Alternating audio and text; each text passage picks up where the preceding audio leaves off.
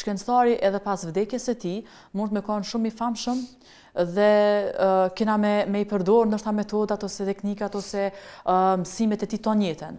Ndërsa ky zotëria që me disa lëvizje të barkut ka arritur me marrë një numër shumë të madh të followersave, të ndjekësave, të klikimeve e të tjera, kur ky një ditë nuk është më në mesin ton, kur nuk është në shoqërinë tonë, nuk ka për çka të ndjeket. Edhe është mirë bë dallimin mes të mirës që na shërben dhe asaj që është e përkohshme. Në këtë rast, ky është i përkohshëm, një lëvizje që thjesht bën shaka me të dhe gjithë njerëzit keshin dhe e klikojnë. Dhe në anën tjetër kemi një shkencëtar shumë të famshëm të Zotin për cilët ne marrim mësime çdo ditë dhe do të jetojmë me mësimet e tij edhe pas vdekjes së tij.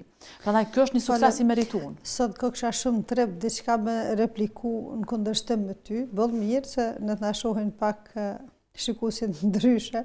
Për shembull, nëse i qasemi një qasjes psikologjike, që jeni ju psikolog që keni marak me e promovu shëndetin mendor, atëherë kush të bën me u ndje më mirë, kushtimisht po them, shkencëtari që po përcjell zbulime shkencore që natyrisht janë në dobi të shoqërisë në çfarëdo fushë që ai studion, apo turku që të bën me u ndje happy. Tash imagjinoj ai 80 milion njerëz për shembull e kishin shikuar në një video.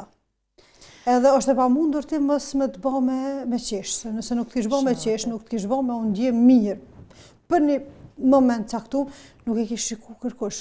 Tash momenti kur ndihet mirë njerë që më tash kur e kujtojmë keshën. Tash imagjinoja për shembull me çat sen me mrrit që ka shumë rezultat.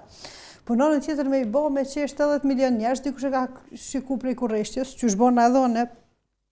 Dikush veç hajt pse po më disponon për momentet caktuar, po pavarësisht qëllimit pse është shiku, që ata njerëz që kanë shikuar është e pamundur mos me qesh. Tash momentin kur qeshëm, jo psikolog thonë që lirohet dopamina dhe bën më ndihmë mirë. Momentin kur ndihesh mirë, hajt thuaj që s'ka pas sukses, ai për më mbrini qëllim. Kur dalim te ky rast, mani dalim kundërshtim me veten. Po, shumë mirë kur të referohemi te tash pak me sarkazm, po me të vërtet ai të bën me mendu që suksesi ndryshon varësisht prej kohrave, se dikur ka qenë e pa imagjinueshme që mundet dikush me mrri me i pas që ka ndjeksa me një budallak, kushtimisht po.